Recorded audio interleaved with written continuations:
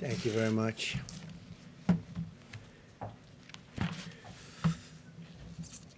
So, nice to be with you. America continues to gain ground in the war against the virus. I want to thank the American people for answering the call, following our guidelines, and making the sacrifices required to overcome this terrible threat. More aggressively, we commit to social distancing. So important. Social distancing, such an important phrase. And we do it right now. The more lives that we can save, and the sooner we can eventually get people back to work, back to school, and back to normal. And there are large sections of our country probably can go back much sooner than other sections. And we're obviously looking at that also. People are asking, is that an alternative? I say, absolutely, it is an alternative. I have now approved major disaster declarations for New York, California, Washington, Iowa, Louisiana, Texas, and Florida. That has great significance, as you know, and legal significance. We're in a constant grouping, and I can say this, we have a large grouping of people that does nothing but communicate with the various officials, including we've been spending a lot of time with New York officials because that really is by far the hottest spot.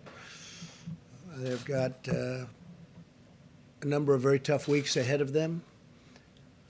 The governor's doing a very good job. I spoke to the governor, Governor Cuomo, last night and this morning, and he mentioned that in his remarks that he's using that we are using, and I think he feels, because he understands negotiation, he thinks we're using very appropriately the Defense Production Act, and we're using it where needed. It's a great point of leverage. It's a great negotiating tool. But I will tell you, there's tremendous spirit from people and tremendous spirit with respect to these companies. And I don't have to use it very much at all. They want to do it. As you know, General Motors is involved, Ford's involved, 3M's involved, others are involved, and they're all working very hard to produce all different products. We had very little product when we came. We built it up, and we give it away as fast as we can to the different states. We're also, as you know, building numerous hospitals and medical centers throughout certain areas in New York. It's at the convention center, the Javits Convention Center. We're doing 4 hospitals, and we're doing throughout the state 4 medical centers there, somewhat different. I want you to know that I'm doing everything in my power to help the city pull through this challenge. I'm working very hard in New York. It's really, by far, our biggest problem. Maybe it will be, maybe it won't be. But there's a lot of good, capable people working on it with us, and our teams are working very well with the state representatives. We're also doing some very large testings throughout the country. I told you yesterday that in South Korea, this is not a knock in any way, because I just spoke with President Moon. We had a very good conversation about numerous other things. But they've done a very good job in testing. But we now are doing more testing than anybody by far. We do more in 8 days than they do in 8 weeks. And we go up on a daily basis exponentially. So it's really good. By the way, while I'm on it, I also spoke with Prime Minister Abe of Japan last night, and I congratulated him on a wise choice. I think it's going to be a fantastic Olympics 2021.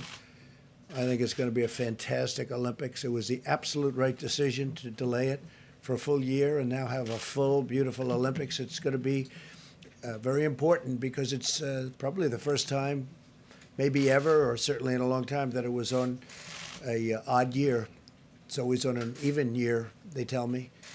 But he's going to have a fantastic success, and now they'll have even more time. He didn't need any more time. Everything was perfectly ready. What a job they've done.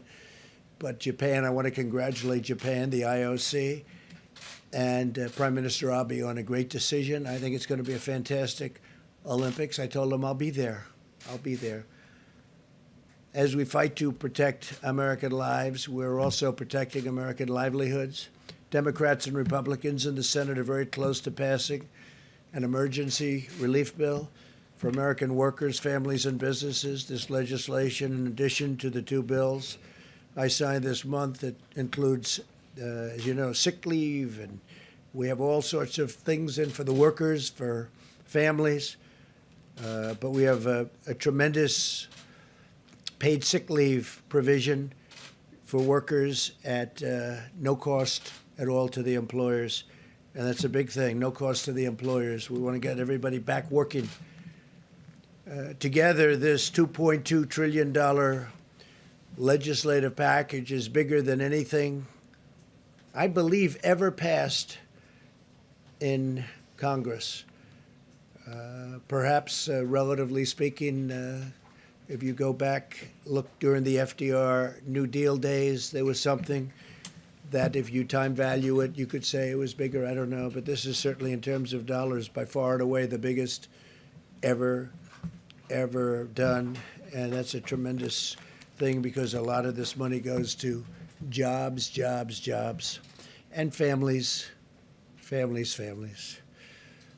The Senate bill, as you know, includes $350 billion in job retention loans for small businesses, with loan forgiveness available for businesses that continue paying their workers. They continue paying their workers. That's what we want. We want them to keep their workers and pay their workers. This will help businesses keep workers in the payroll and allow our economy to quickly accelerate as soon as we defeat the virus.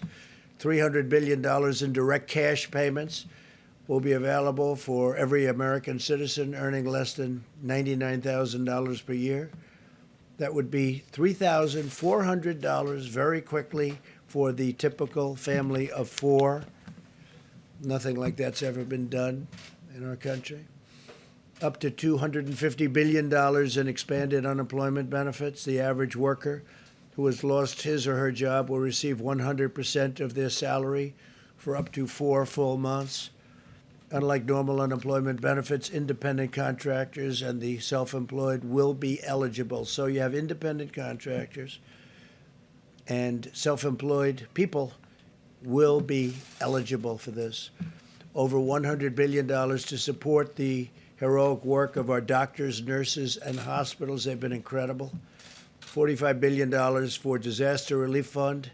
So we are setting up a fund of $45 billion for disaster relief. That's more than doubling the amount available to support my national emergency and disaster declarations. It's a doubling up.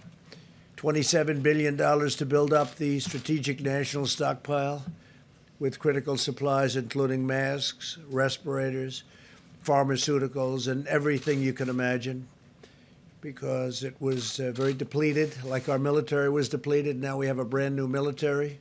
Never had a military like this. We have equipment either coming or it's already come. For the most part, it's already come, but we have a lot of things that will soon be coming.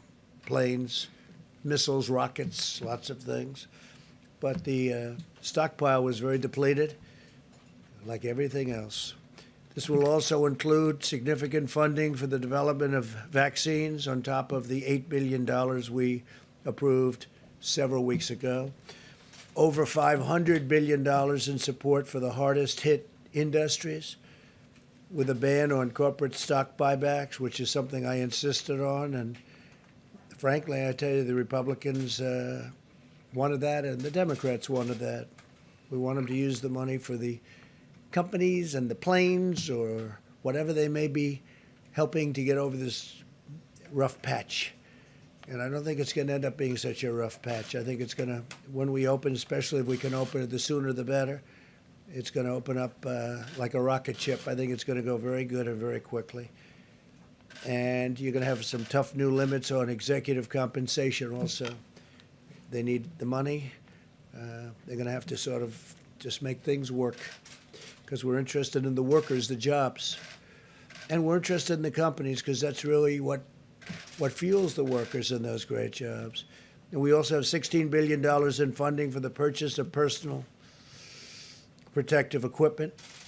You know about that, such as masks and respirators through the Strategic national stockpile. I encourage the House to pass this vital legislation and send the bill to my desk for signature without delay. I will sign it immediately. We will have a signing, and it'll be a great signing and a great day for the American worker and for American families, and frankly, for American companies, some of which were having the best years they've ever had these last few years. And then a little bit less than a month ago, they went into a position that they haven't seen because of the hidden enemy, the virus. Earlier today, I spoke to the leaders of many of America's amazing nonprofit organizations. I thank them for their unwavering and unwavering devotion to American people, to American families, to our nation. And they have been fantastic. They've been collecting supplies, distributing food, supporting healthcare workers, caring for vulnerable workers and families. I encourage them to continue to do it. But I'll tell you, the nonprofits have been fantastic. They've been great. They're great people, actually. I know a lot of them. Finally, I want to provide a brief update on the critical supplies. Through FEMA, the federal government has delivered or is in the process of shipping 9.4 million N95 respirators. Think of that, 9.4 million. 20 million surgical masks, and we have others that we think are going to be delivered pretty quickly. The whole world, you know, it's not just us, it's not just the states. The whole world is trying to get these things, so in competition with many, many countries. I believe today you broke the 150 mark for the virus. We have 150 countries, over 150 countries where you have this virus. And nobody would ever believe a thing like that's possible. Nobody could have ever seen something like this coming. But now we know, and we know it can happen and happen again. And if it does, somebody's going to be very well prepared because of what we've learned and how we've done. It's been incredible how we've done. Remember, there's more tests than anybody by far. And the news, the reporters, the media always likes to bring South Korea. They called me and they told me, it's amazing, your testing procedures are amazing. Plus, we have a test that's a very high-level test, and it's a test that's very accurate. 3.1 million face shields, 2.6 million surgical gowns, 14.6 million gloves, and almost 6,000 ventilators, which go to the areas of greatest needs. We sent, over the last day, 4,000 ventilators to New York. And I spoke with the governor about that. He was happy. I spoke with the mayor also about that, Mayor de Blasio. He was very happy. It's hard not to be happy with the job we're doing, that I can tell you. Throughout this national emergency, everyday heroes continue to step forward and demonstrate the extraordinary character of our nation, including the people behind me. By the way, these people are amazing. They are amazing people, and they become, I don't know, maybe I should just speak for myself, but to me, they become friends. Maybe they don't like me. Maybe they don't. Maybe they do. I don't know. All I can tell you is they're talented people. They work very hard. In Maryland, a 7-year-old boy used his own birthday money to buy meals for dozens of senior citizens. In Nevada, a college student recruited 90 of her friends to help deliver groceries and supplies to the most vulnerable. This is happening all over the country, thousands and thousands of instances. I could stand up here all day and tell you about other things. In Minnesota, hundreds of medical students have volunteered to provide child care for hospital workers, helping to keep our doctors and nurses on the front lines, fighting to save lives. These inspiring Americans remind us that we all have a role to play in winning this great national battle, and it's really a worldwide battle. We're dealing with other nations all the time. The people here are, I am a little bit, I take calls from a lot of people. They're in trouble. A lot of countries are in big trouble. So now we will hear from our great Secretary of the Treasury. He's been working rather hard, I will tell you. Steve Mnuchin is a fantastic guy, and he loves our country, and he's been dealing with both sides, Republican and Democrats. He sort of lived over in that beautiful building. It's a very beautiful building. To me, one of the most beautiful buildings actually in the world, and he's gotten to know it, Steve, very well. So if we could have a little update, Steve, would be fantastic as to how we're doing and what it's looking like. Thank you. Thank you very much, Mr. President. And first, let me say I would like to thank Mitch McConnell for his leadership, and I'd also like to thank Chuck Schumer for the enormous bipartisan support we had on this bill, and the many senators, both Republicans and Democrats, that worked tirelessly over the last 5 days on all the task force.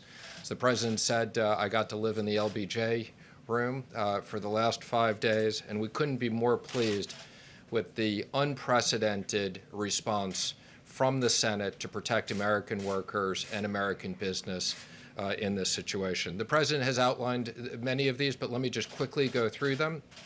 Again, small business retention loans. This will cover roughly 50% of the private payroll in small businesses, where we will immediately make loans that will supply 8 weeks of salaries as long as they keep workers employed and overhead. And those loans will be forgiven at the end of the period as long as they keep workers employed. These are SBA loans, but the Treasury will be issuing new regulations authorizing almost every single FDIC-insured bank to make these.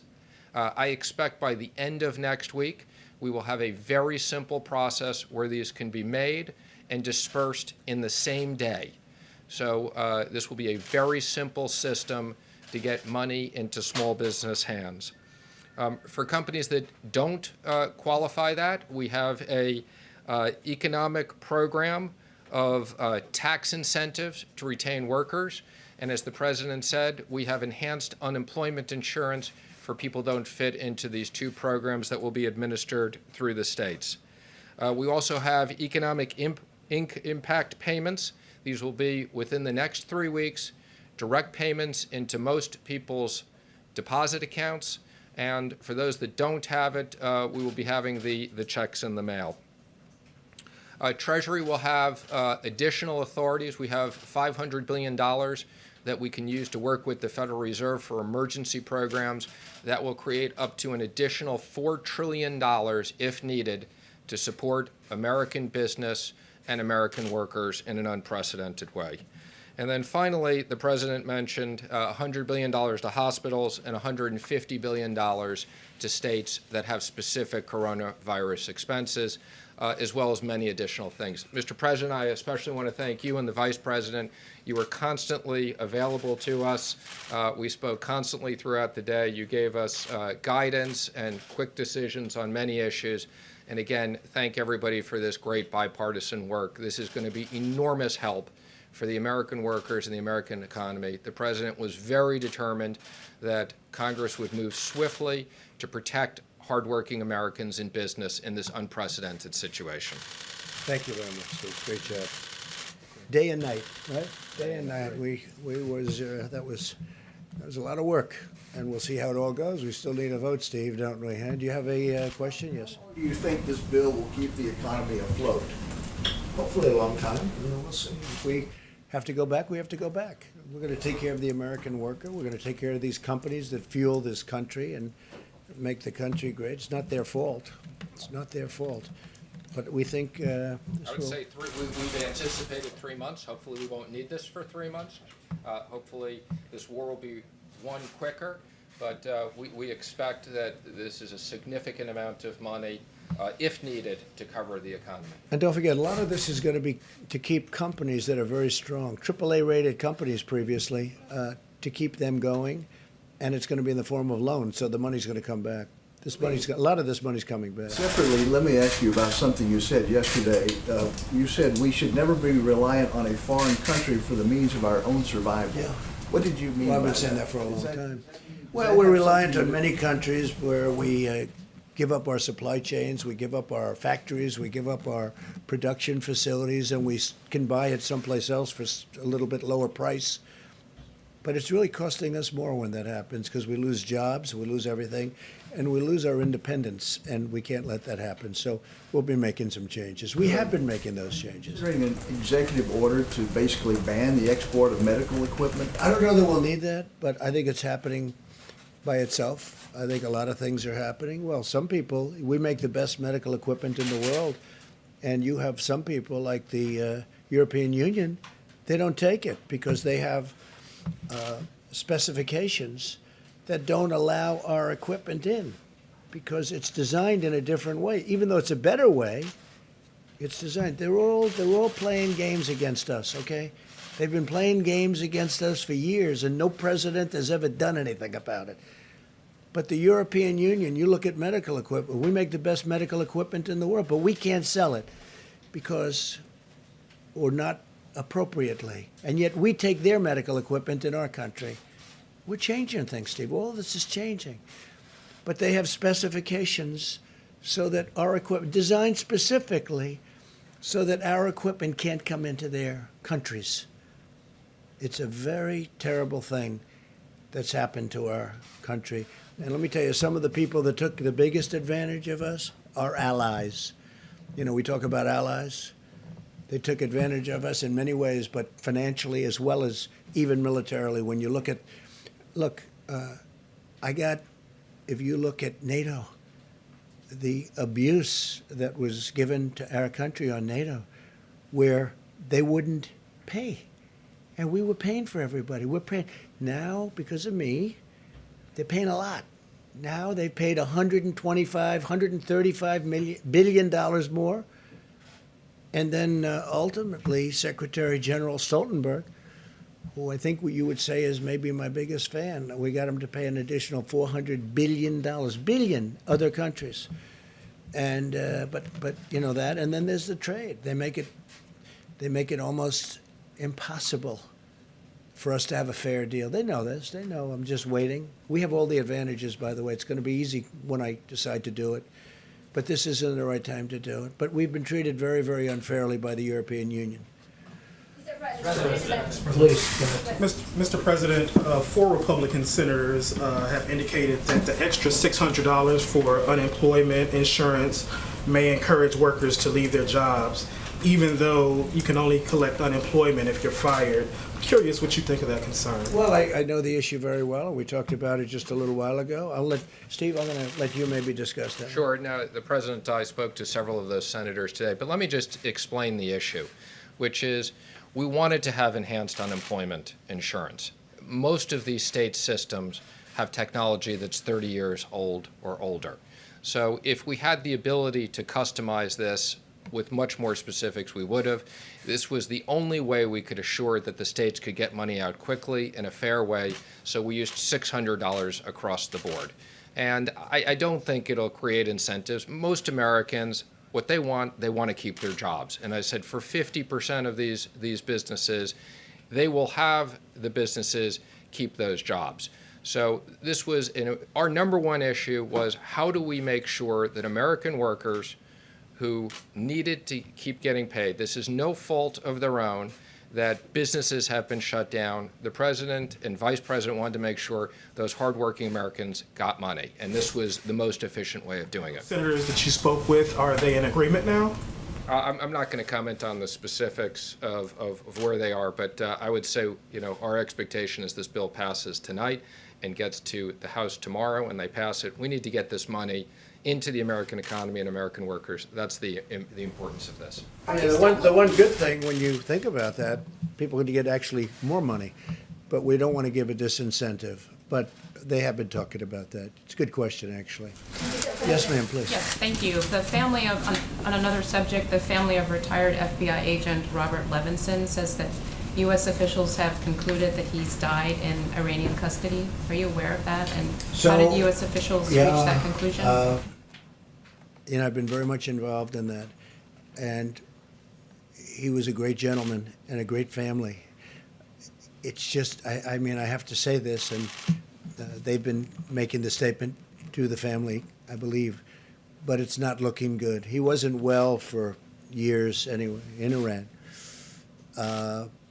It's not looking promising. We've gotten so many people back.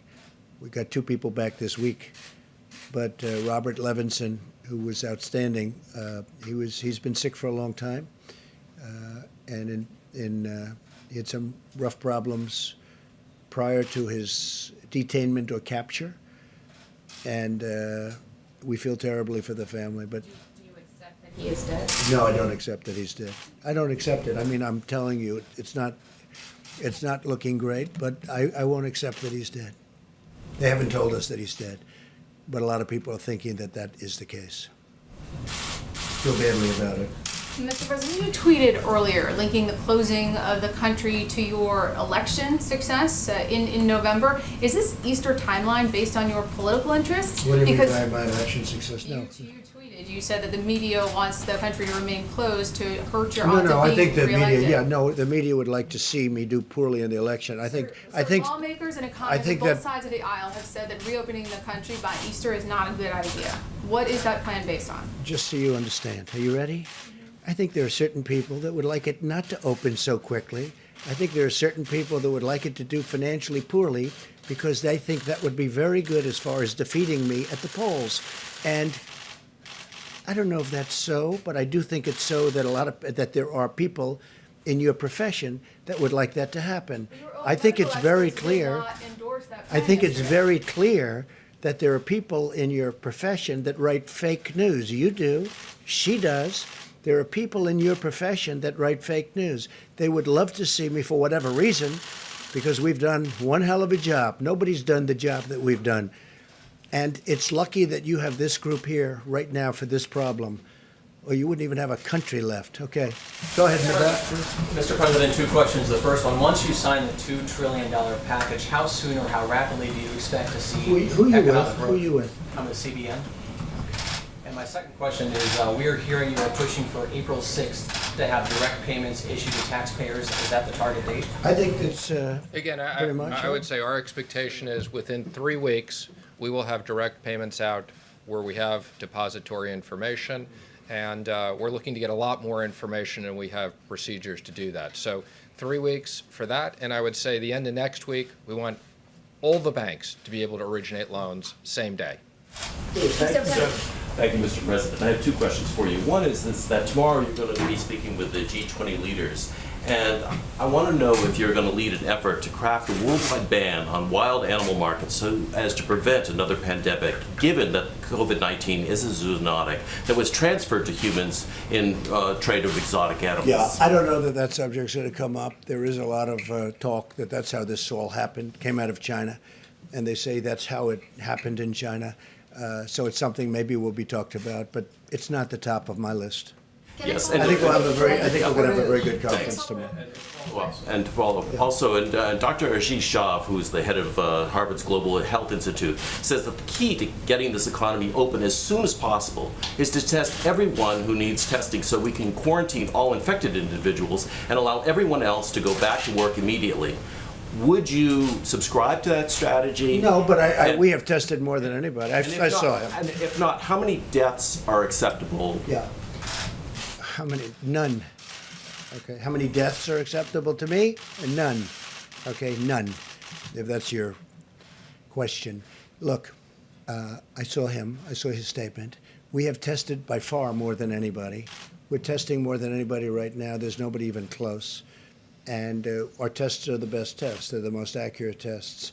But if you're saying we're going to test 350 million people, I watched his statement. I disagree with it. We can go to certain states. I could name them now, but I'm not going to do that. But we can go to certain states right now that have virtually no problem or a very small problem. We don't have to test the entire state in the Middle West or wherever they may be. We don't have to test the entire state. I think it's ridiculous. We don't have to do it. A lot of those states could go back right now, and they probably will, because at some point in the not too distant future, certain states are going to come off the rolls. Maybe New York can't, and maybe California can't. Maybe the state of Washington can't, although if you look at them, their biggest silent. problem was in one nursing home. Yeah, go ahead. But the states aren't siloed, and so, I mean, somebody, if you test one state and then the person moves over to the other state, well then, Well, you know, you're going to just look at that. But if you take a look at the states, and many states that I'm talking about, they don't have a problem. We have some big problems, but it's confined to certain areas, high-density areas. So why would we test the entire nation, 350 people? With that being said, I'm going to say it again. We tested far more than anybody else. We have the ability to test. I mean, we've come a long way from an obsolete, broken system that I inherited. We have now tested with the best test far more than anybody else. And when I say anybody else, I'm talking about other countries. No country is even close. They came out with a statistic, I guess, yesterday that I heard from Dr. Birx, where it's for eight days here, more than 8 weeks in South Korea. And South Korea's done a good job, but we did in 8 days more than South Korea did in 8 weeks. That's a big number. And we're getting, I said before, exponentially better. Every day it's going up substantially. We have an incredible apparatus built now. But no, I don't want to test 350 million people. I think it's ridiculous. Yes, please. Thank you so much, Mr. President. 2 questions. One follow-up on the G20, because the UN asked the G20 countries to do for more resources for a coordinated stimulus package, ban on tariffs, waive on sanctions to try to prevent what they call an apocalyptic pandemic. Would you consider those measures? And With respect to what? on tariffs, and also related also to waive tariffs, and also Look, we have strong sanctions. borders, yeah. And would you consider to join this global effort? So before I came here, we weren't into borders. We had a country, people could come in. We had a whole different deal. Now we're up to almost 164 miles. Think of that, 164 miles of wall, big, beautiful wall. And in those areas, it's very, very tough to come in. We've been very tough on the borders. I mean, where we have the wall built, nobody's getting through. Now, they're going around, but that's a long trip. If they're going around, that's the way they get through. But no, I'm very strong on borders, and I don't want people coming in here. What I want is, if they're going to come in, they have to come in legally. They have to come in through merit. We're not having the people that you're talking about come into our country. All right. Just a follow-up on another Thanks, question. sir. Question for you and then for Dr. Fauci, if you'll let me. Both Republican and Democrat packages of the stimulus included $25 million worth of funding for the Kennedy Performance Arts Center here in Washington, D.C. Shouldn't that money be going to masks, respirators? Well, I'll tell you what, I approved that, and I knew it was 35 million, and we actually took off 10.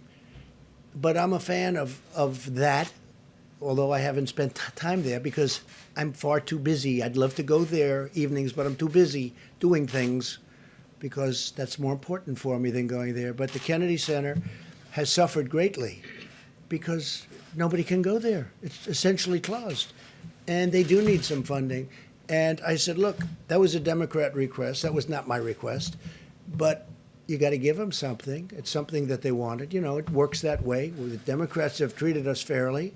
I really believe that we've had a very good back and forth. And I say that with respect to Chuck Schumer. I spoke to him a number of times. But, you know, they had requests also. So that was a request. There were 35, as you know, and it came down to 25. We got it down to 25. We agreed. I said, that's a lousy soundbite. That's not a good soundbite, but that's the way life works. With that being said, the Kennedy Center, they do a beautiful job, an incredible job. David Rubenstein does a fantastic job. He's very much involved, and he puts up a lot of money, and he does things that a lot of people wouldn't be able to do or do. But they've been essentially closed. They have tremendous deficits that are built up. I mean, this thing has been devastating to it. So I didn't have a big problem with it. But this was a request from the Democrats because of the fact that they have a facility that's essentially closed up. Yes, Another question, sir. In other words, you couldn't go there if you wanted to. If I wanted to go there tonight to look at Romeo and Juliet, I'd love to see Romeo and Juliet tonight, right? You know what would happen? They say, sorry, 250 people or 50 people, whatever it might be down to. Go ahead. And then earlier today, Senator Marco Rubio told RCP that, quote, the World Health Organization showed favoritism to China, unquote. And then Representative Michael McCaul, the ranking member on the House Foreign Relations Committee, he questioned the integrity of the World Health Organization's director, saying, quote, that there were several red flags in his past with respect to his relationship with China. Do you agree? Do you think the World Health Organization showed favoritism? And then once all the dust settles, do you think that the United States should re-explore its relationship with the World Health Organization? Well, I think there is a lot of, certainly a lot of talk that it's been very unfair. I think that a lot of people feel that it's been very unfair. It's been very much sided with China. And a lot of people are not happy about it. At the same time, Dr. Fauci and myself and other people, there are people on there that we like and we know. I think your friends are on there, a lot of good people, a lot of good professionals. I don't know, it'd be interesting to hear if you'd like to talk about the World WHO. But the fact is that I have heard for years that is very much biased toward China. So I don't know. Doctor, you want me to get you into this political mess? No, I don't want you to do that, but I will. Tedros is really an outstanding person. I've known him from the time that he was the Minister of Health of Ethiopia. I mean, obviously, over the years, anyone who says that the WHO has not had problems has not been watching the WHO. But I think under his leadership, they've done very well. He has been all over this. I was on the phone with him a few hours ago, leading a WHO call. Praising China's transparency, sir? No, I'm not talking about China. You asked me about Tedros. The World Health Organization praising China for its transparency and leadership on their response to the pandemic? You know, I can't comment on that because, I mean, I don't have any viewpoint into it. I mean, I don't even know what your question is. Can I follow up on that phone call, please? Welcome to the game. Can I You know, let me just tell you, I've heard that for years. I spoke to him yesterday. Seems fine to me. I don't know. But we're the ones that gave the great response, and we're the ones that kept China out of here. And if we didn't do it, you'd have thousands and thousands of people who would have died, that are now living and happy. If I didn't do that early, call on China, and nobody wanted that to happen. Everybody thought it was just unnecessary to do it. And if we didn't do that, thousands and thousands of people would have died, more than what's happened. So that's it. All right, maybe one more. Steve, go ahead. When you have this G20 meeting tomorrow, what sort of coordinated response are you expecting? Coordinate. We're going to have a meeting with the 20 nations total, including us, and it'll be a conference call tomorrow morning sometime. I look forward to people I know I like. I think in every instance I like every one of them. But it'll be an interesting call. You'll be the first to know. Next week, when the 15-day period ends, what should we expect then? Are you going to extend it for another We'll week? be talking. I'll be speaking. I'll be speaking with Tony. I'll be speaking with Deborah. I'll be speaking with some of the people that they like and respect, and they're going to bring along with them. We'll be speaking to Vice President Mike Pence and Steve, and we'll be speaking to everybody. I'm not going to do anything rash or hastily. I don't do that. But the country wants to get back to work. Our country was built to get back to work. We don't have a country where they say, hey, let's close it down for 2 years. We can't do that. It's not our country. So we're going to be talking, and it could be we'll do sections of our country. There's big sections of our country that are very, little affected by what's taken place. Then there are other sections that are very heavily affected. So there's a big difference. But no, I would say by Easter we'll have a recommendation, and maybe before Easter, and at the end of the 15th day, or even during the 15th day, I think we'll have some kind of a recommendation. But our country wants to get back to work, Steve. I have had so many people, and they want to practice social distancing, and they want to practice no handshaking. No handshaking. They're not going to walk around hugging and kissing each other in the office when they come back, even though they may feel like it. They're going to wash their hands more than they've ever done. They're going to do all the things you're supposed to do. But Steve, you know what? It's time. People want to get back to work. I get it from both sides, in all fairness. And maybe it's a combination of both. Tony said before, a combination of both is sometimes very good. But there are areas that probably, they won't qualify. There are other areas that qualify almost now. So we're going to have to see what happens. But it'll be an interesting period of time. I'd like to get our country back. I have tremendous numbers of people wanting to go back. You have store owners where the store is sitting there. They don't know what's happening. They got to get back. You have businesses that are going to be closed. The longer we stay out, the longer we do it. We want to go quickly. The longer we stay out, the harder it is to bring this incredible. We were having the most successful years that we've ever had in the history of our country. You saw what happened yesterday with the stocks, and today they're up. I'm telling you, if Steve gets the deal done, the incredible incentive deal is going to take care of people. It's going to take care of our workers. It's going to take care of companies that employ all these workers, small and big. By the way, I would say we spend more time on the small companies, Steve, than we did on the big companies. People ask about that. We spend more time thinking about the small businesses than the big, and that really fuels our country. We want to get back, and the people want to get back. We want to get our country going again, and we'll be able to do that. So Vice President's going to stay with you, and going to take a few more questions specifically, and I will see you tomorrow. Thank you very much. A question for you on the DPA, Mr. President. Mr. President, a question for you on the DPA.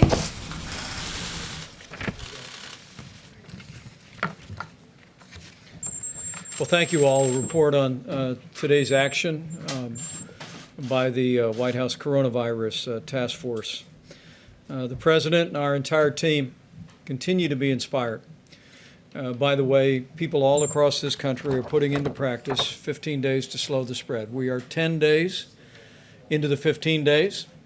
And let me say again to every American, if you're in an area that's been impacted by the coronavirus, it's absolutely essential that you listen to state and local authorities for guidance.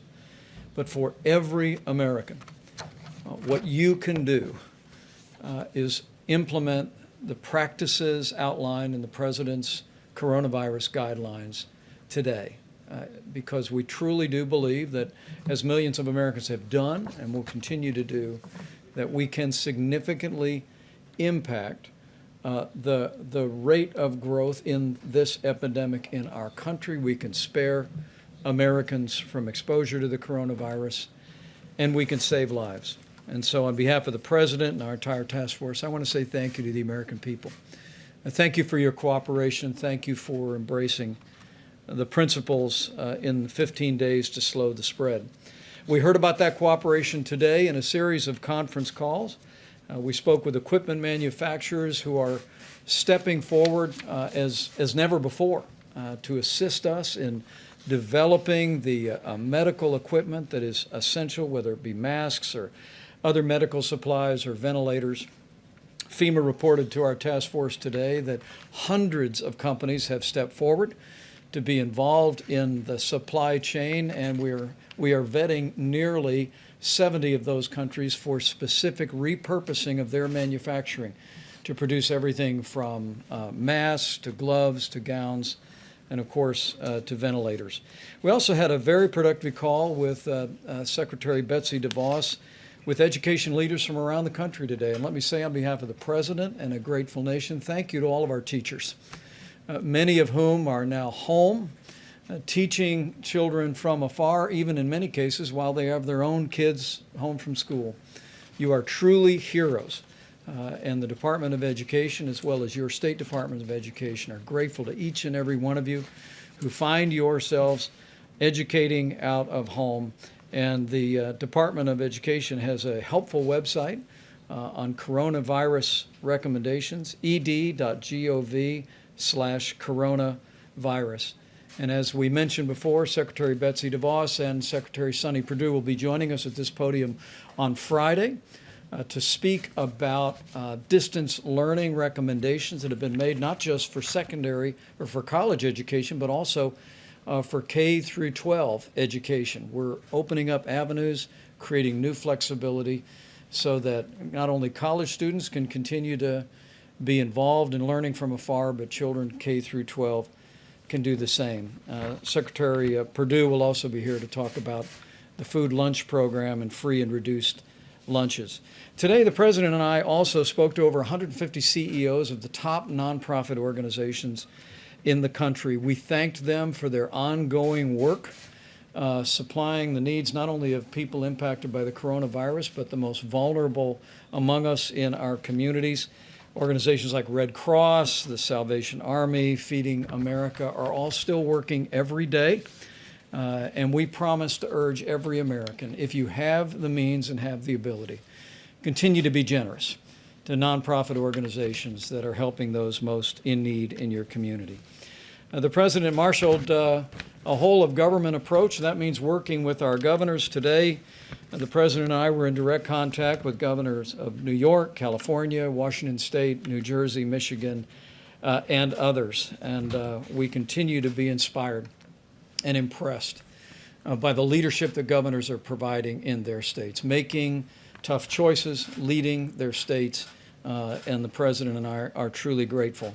The task force made a recommendation, and FEMA has assembled a team to provide technical assistance to the state of New York. And that team was welcomed by Governor Cuomo, will be arriving on the ground there very soon, along with all the other resources that the president recently announced would be flowing to New York and to Washington State and to California. In my conversation with Governor Gavin Newsom of California, I was pleased to speak to him and hear that our FEMA team is literally at the table with the state of California's team, working to meet their supply needs, working to work on capacity. And I want people to know in the states that are most impacted by the coronavirus that we are with you, we're going to stay with you, and we're going to continue to work around the clock to make sure your courageous healthcare workers, your health systems, and your state governments have the resources to support your response. On the subject of testing, Dr. Birx will reflect on what the data is showing in just a moment. Not including local labs and hospitals, we are at 432,000 tests completed. And we're pleased to see that there are literally drive-through and community sites around the country, and the U.S. Public Health Service is assisting states in standing those up each and every day. We do remind hospitals and labs around the country, and the moment the president signs the bill, that it is absolutely essential that they provide the results of the test to us. It gives us visibility into what's happening on the ground. But because of the public-private partnership President Trump initiated with these vast commercial lab networks around the country, we are adding tens of thousands of tests every single day. On the subject of supplies, before the end of the week, we'll talk a bit more, as the President did moments ago, about the supply chain. I was at FEMA last night and literally saw a room full of people with laptops and cell phones. We are literally leaving no stone unturned, as I told governors today, to find medical supplies, whether it be masks or gowns or gloves or ventilators, and the team is working around the clock to meet those needs. A few smaller items. First and foremost, the CDC is developing guidance, which we'll be publishing tomorrow, about the best way to utilize our natural resources at our parks. It would be several weeks ago that our Park Service waived all entrance fees, and we directed the CDC to produce guidance for how people can still practice social distancing and common sense, but be out of doors and enjoy our natural parks. We'll also be sharing that guidance with the vast state park systems around the country and encouraging their support. With that, let me last say again, there's nothing more important for the American people to do to slow the spread than to heed your state and local guidance in areas impacted by the coronavirus, and for everyone else to put into practice the 15 days to slow the spread. Dr. Fauci will reflect on the importance of mitigation and the impact that we believe that it is having around the country. But it is, people ask me from time to time, what can I do? And I say from my heart to every American, this is what you can do. Not just to protect your own health and that of your family, but no American wants to inadvertently spread the coronavirus, particularly to those that may be vulnerable to serious health consequences. Remember that the risk of serious illness to the average American remains low. I mean, the vast majority of people that contract the coronavirus will have mild symptoms to flu-like symptoms, and will recover. But for seniors with serious underlying health conditions or with people with immunodeficiencies, everyone needs to practice the principles of 15 days to slow the spread. The president announced this week that we are looking forward to the day that we can open up the country. And this team will be bringing him recommendations about how we can safely and responsibly do just that. But for every American that wants to see America back in business, you can hasten the day by putting into practice the 15 days to slow the spread. Go to coronavirus.gov for details. And I truly do believe if all of us will do all that we can do, we will slow the spread, we will protect the most vulnerable, and we will heal our land. With that, let me recognize Dr. Tony Fauci to speak about, Dr. Birx, please, and then Dr. Fauci. Thanks, Dave. Thank you, Mr. Vice President, and thank you all for listening to us talk to the American people. We've been watching the testing results. It's very critical to us. It's very critical to be looking at that very carefully. Let me tell you two things that are going on in parallel. Our system to look at flu-like illnesses is still up and running in county after county and state after state. And why is that important? For those who've been following the flu epidemic this year, you'll remember we had flu A, then we had another peak of flu B, and those systems that are in every single state and local government is the platform where we can see whether there's any increase in flu-like illnesses. So if you have very few cases in your state and in your counties, maintain your flu surveillance system that you work closely with the CDC on, and look for changes in your slope of new flu-like illnesses. And there are enough test kits, and there's particularly enough of the CDC test kit where we started that runs on your flu surveillance platform to be constantly surveilling what those flu-like illnesses are in our states and counties that have very low number of cases. We have counties still with 0 to 1 cases, but they can participate in the surveillance that we need to have out there now by using their flu-like surveillance system, and we thank all of the states who have that up and running. If you go to cdc.gov and go to flu surveillance, you can see state by state, and you can be looking at those curves with us. It's what we're looking at day by day, in addition to the testing results that are coming in. For the testing results, still, there's 4 counties that constitute the majority of both the current cases and new cases. I think you know those are New York City, Westchester, New York, Suffolk, and Nassau County. Those are the 4 counties, all associated with New York and the New York metro area. There's a few counties in New Jersey, but this is still where 56% of the cases are and 56% of the new cases. It's very important that people look at the number of new cases per day. Remember, we told you it was going to take us a while to work through the testing backlog. I think we're close to working through the testing backlog so that you can interpret the number of cases per day, and you will see in New York City that the number of cases per day has been relatively constant over the last 3 days. Those are the number of new cases per day.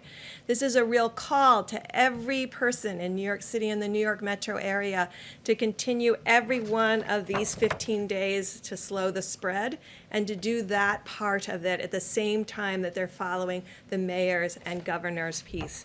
Yesterday, we talked about people that may have left the metro area that were residents of the metro area that may have gone to secondary homes or other places to reside.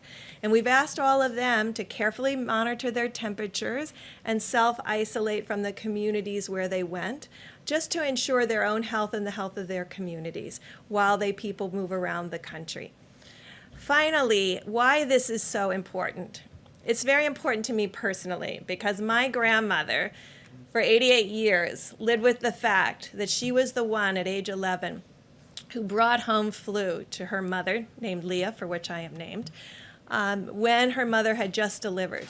And her mother succumbed to the great 1918 flu. She never forgot that she was the child that was in school that innocently brought that flu home. This is why we keep saying to every American, you have a role to protect each and every person that you interact with. We have a role to protect one another. It's why we are social distancing and you are social distancing. But to every American out there, when you are protecting yourself, you're protecting others. And if you inadvertently, I know, brought this virus home to someone with a pre-existing condition, I can tell you my grandmother lived with that for 88 years. So this is what we're trying. This is the message that's important to everybody. This is not a theoretic. This is a reality. You can see the number of deaths that are occurring. We all have a role in preventing them. So thank you for the work that you do to get our message out to others, to really ensure that every American understands how important their role is as we move through these next 5 days, to not let up for an instant. I hear some reports that someone said, oh, well, the new cases in New York are increasing or the hospitalizations are increasing. The number of new cases over the last 3 days have been consistent but not rising any more than a consistent day-over-day rise. You will see hospital cases continue to increase because they are a reflection of what happened 1 to 2 weeks ago before the full mitigation efforts were put into place. So each person in every place, no matter what county, what community, what state, can work with us to ensure that we prevent the spread of this virus to others. So thank you.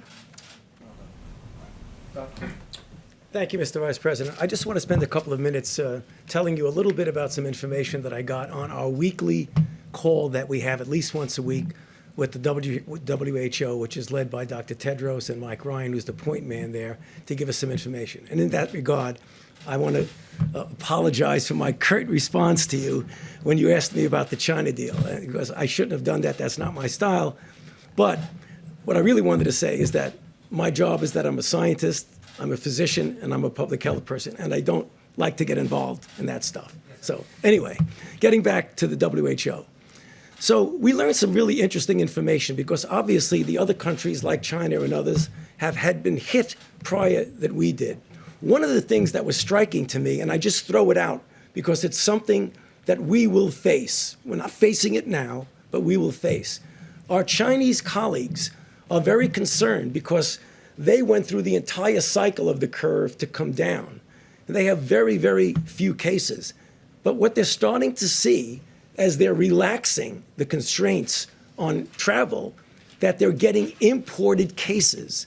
And they wanted to warn us that when we get successful, make sure you very carefully examine how you're going to release the constraints on inputs. So I know we're going to be successful in putting this under control, but I think we're going to have to remember we don't want to import cases in. That's the first thing for today. The second thing that was important is that it was something that Dr. Birx mentioned. And that is when you look at the inflection of the curves, we now have multiple different countries that have gone through various phases of their individual outbreaks. And you could learn something from them about where you are in your own outbreak. For example, when China went up, what happened is they just didn't turn around. They went from going to, I'll just take an arbitrary number, 500 new cases a day. The next day it was 1,000 cases, then 1,500, and then 2,000. But once the number of new cases each day starts to flatten out, that's when you get to that point where the inflection goes down. So what things we want to look for, the things that Dr. Birx had mentioned. That doesn't mean you declare victory when it does that, but you know you're at least on the way to where you want to go. And I think that's really very important. The third and final thing that I think gets back to the question that many of you in the audience have asked of us is about, would this possibly become a seasonal cyclic thing? And I've always indicated to you that I think it very well might. And the reason I say that is that what we're starting to see now in the Southern Hemisphere, in Southern Africa, and in the Southern Hemisphere countries is that we're having cases that are appearing as they go into their winter season. And if, in fact, they have a substantial outbreak, it will be inevitable that we need to be prepared that we'll get a cycle around the second time. What does that mean for us in what we're doing? It totally emphasizes the need to do what we're doing in developing a vaccine, testing it quickly, and trying to get it ready so that we'll have a vaccine available for that next cycle. In addition, to do the randomized controlled trials of drugs so that we will have a menu of drugs that we have shown to be effective and shown to be safe. Because I know we'll be successful in putting this down now, but we really need to be prepared for another cycle. And what we're doing, I believe, will prepare us well. Thank you. Thanks, Doctor. We'll take a few questions, please. Mr. Vice President, on ventilators, some really important reporting from the Center of Public Integrity today. They suggested that there's only 16,000 in the national stockpile. Can you just give us some clarity?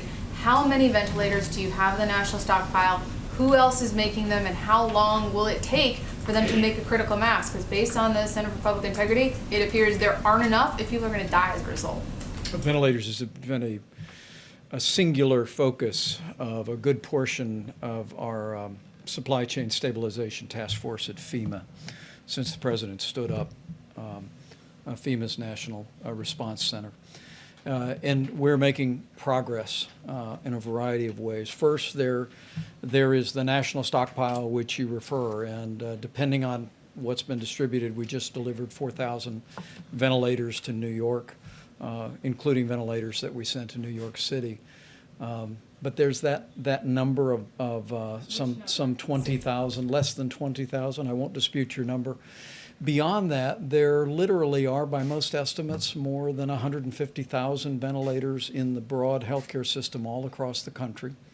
We also, working with anesthesiologists, and there was a very important conference call today, we have determined several weeks ago that the devices that anesthesiologists use for outpatient surgery can be converted with the change of a single vent to a very useful ventilator. I actually spoke to Governor Cuomo about that today. He's in the process of surveying all of his surgical centers, as governors around the country are doing.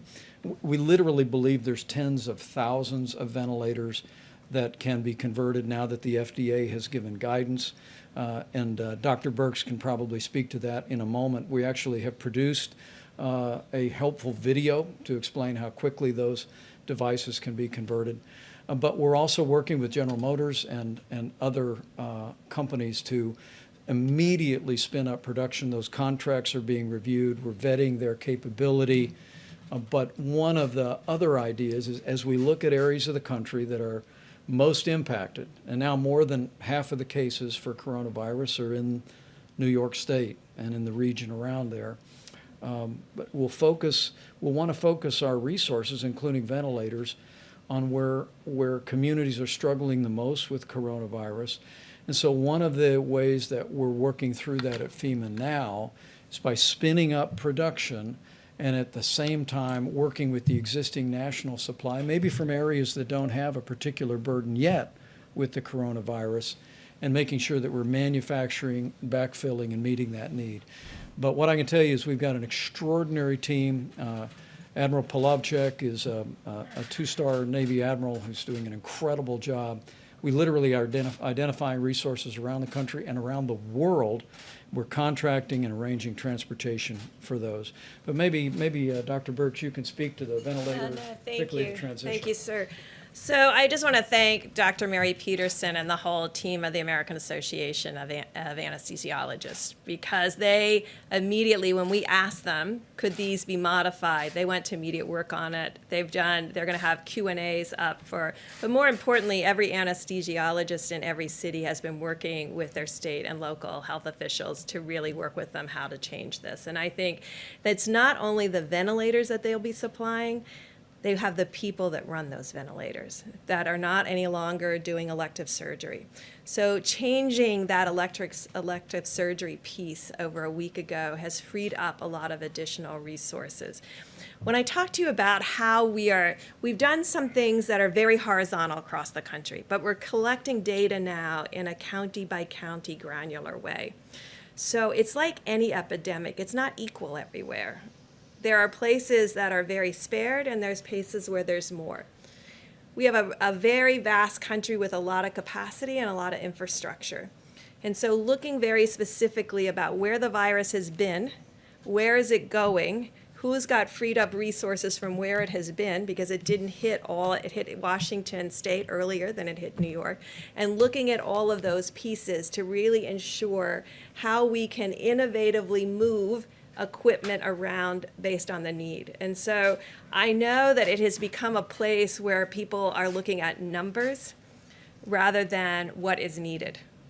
Because if you do these projections, when you got to those projections that said, like in Germany and others, that implied that 60% or 50% of the population would get infected, I want to be very clear, the only way that happens is this virus remains continuously moving through populations in this cycle, in the fall cycle, and another cycle. So that's through 3 cycles with nothing being done.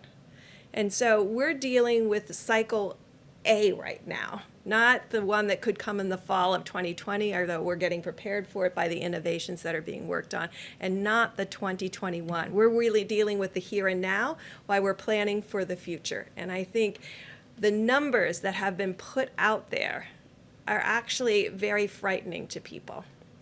But I can tell you, if you go back and look at Wuhan and Hubei and all of these provinces, when they talk about 60,000 people being infected, even if you said, oh, right, well, there's asymptomatics and all of that, so you get to 600,000 people out of 80 million.